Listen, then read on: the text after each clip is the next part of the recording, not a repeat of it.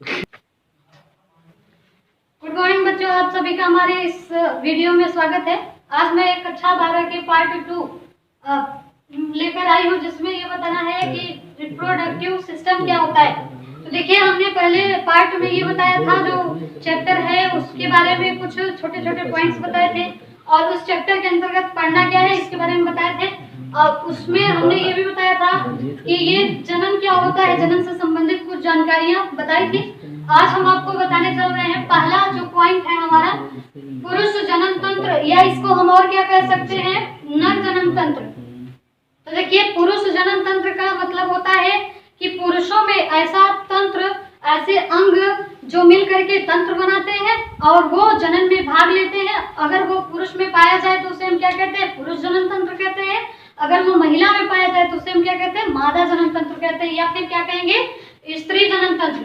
तो देखिए, हमने यहाँ पर बताना ये है कि पुरुष जनन तंत्र होता क्या है, इसके अंतर्गत क्या क्या चीजें आती हैं। अगर आपको ये पता रहेगा तो ऐसे इसमें कैसे क्वेश्चन पूछे जाते हैं हम ये भी बताएंगे आपको। तो देखिए, पुरुष जनन तंत्र, मेल रिप्रोडक्टिव सिस्टम, यहाँ पर लिखा गया है मेल रिप्रोडक्टिव सिस्टम।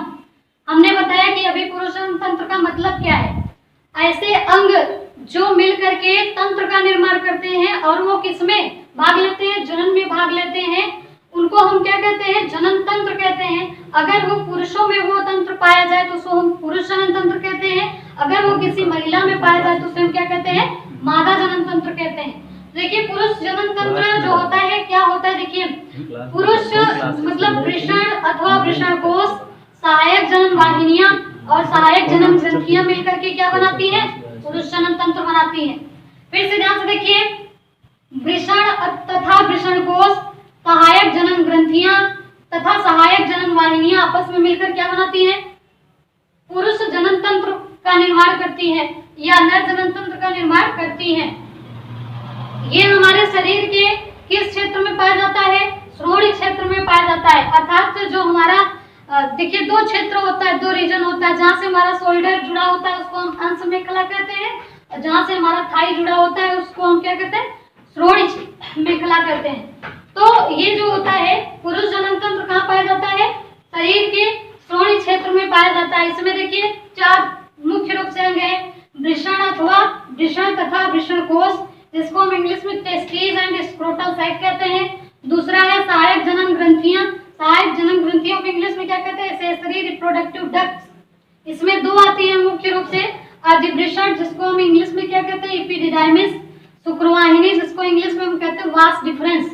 अब आगे तीसरा देखा जाए तो जनन सहायक जनन ग्रंथियां, ऐसी जनन ग्रंथियां जो जनन में सहायक हो उसको हम क्या कहते हैं, सहायक जनन ग्रंथियां कहते हैं। इसको इंग्लिश में क्या कहेंगे, एक्सेसरी रिप्रोडक्टिव ग्लैंड्स। ये 3 प्रकार की होती है।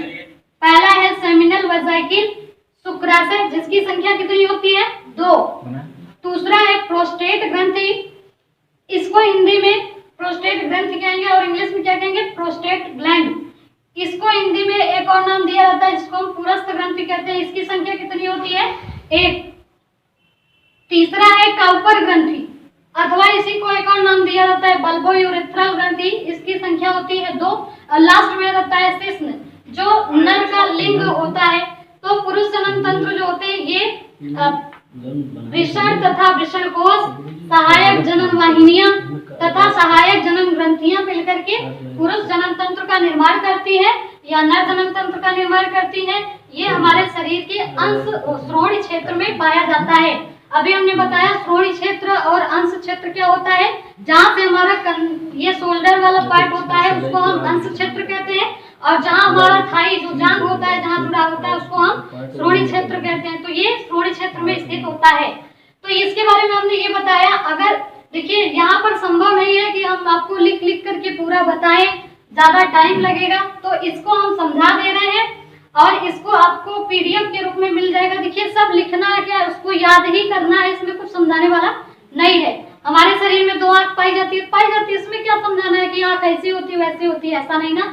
तो जो पाया जाता है वो सब आपको हम पीडीएफ के रूप में दे देंगे, आप उसको याद कर लीजिएगा। आपको याद करना ही पड़ेगा, उसमें कुछ समझाने लायक नहीं है। तो ये मिलकर के क्या बनाते हैं, पुरुष जनन तंत्र का निर्माण करते हैं। अगर हम वृषण की बात करें, वृषण जो होता है ये थैलीनुमा अंग होता है, त्वचा से निर्मित होता है और उदर गुहा के नीचे, उदर गुहा का मतलब जो डायाफ्राम होता है, डायाफ्राम के ऊपर वाला भाग क्या कहलाता है, वत्स गुहा, और नीचे वाला भाग क्या कहलाता है, उदर गुहा कहलाता है। तो अगर वृषण की बात करें हम, तो वृषण जो होता है प्रमुख नर जनद होता है। क्या होता है, प्रमुख नर जनद होता है, अर्थात इसमें शुक्राणु का निर्माण होता है। तो ये मानव में त्वचा से निर्मित थैलीनुमा अंग उदर गुहा के नीचे दोनों पैरों के मध्य शिश्न के आधार भाग में पाया जाता है, उसको हम वृषण कहते हैं।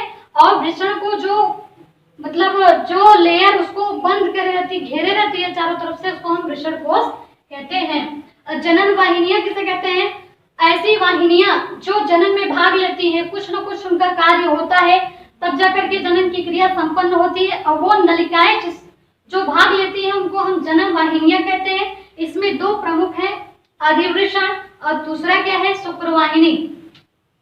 अगर तीसरे की बात की जाए तो सहायक जनन ग्रंथियां। सहायक जनन ग्रंथियां ऐसी ग्रंथियां जो जनन में भाग लें, उनका भी कुछ योगदान हो। कोई ऐसी ग्रंथियां कुछ तरल पदार्थ का निर्माण कर रही है, कोई शुक्राणु बना रहा है, इस तरीके से उनका जो कुछ भी कार्य होता है उसको हम सहायक जनन ग्रंथियां कहते हैं। इनकी संख्या कितनी होती है, 3। सेमिनल वेजाइकिल, जिसको हम हिंदी में क्या कहते हैं, शुक्राशय, इसकी संख्या कितनी होती है, 2। प्रोस्टेट ग्रंथि, इसकी संख्या कितनी होती है, 1। इसको एक और नाम दिया जाता है, पुरस्थ ग्रंथि। और तीसरा है काउपर ग्रंथि, इसको हम हिंदी में काउपर ग्रंथि ही कहते हैं, इसकी संख्या 2 होती है। और इसको एक और नाम दिया जाता है जिसको हम कहते हैं बल्बो यूरेथ्रल ग्रंथि। लास्ट वाला रहता है शिश्न, जिसको हम इंग्लिश में पेनिस कहते हैं। यह पुरुष का नर मतलब लिंग भाग होता है। तो ये आपको हमने बताया, इसके बारे में आपको डिटेल से आपको पीडीएफ में मिल जाएगा। आप इसको मतलब याद करेंगे, इसमें कुछ समझने वाली चीज नहीं है। आप उसको जैसा मतलब पीडीएफ में दिया जाएगा, आप उसको एज इट इज लिख लेंगे और उसको वैसे ही याद कर लेना है। तो आपको इसमें कुछ समझाने वाला नहीं है, जो समझाने लायक था हमने बताया आपको। आप पीडीएफ मिलेगा, आप उसमें लिखेंगे, आगे नेक्स्ट वीडियो में बताएंगे। आज के लिए इतना।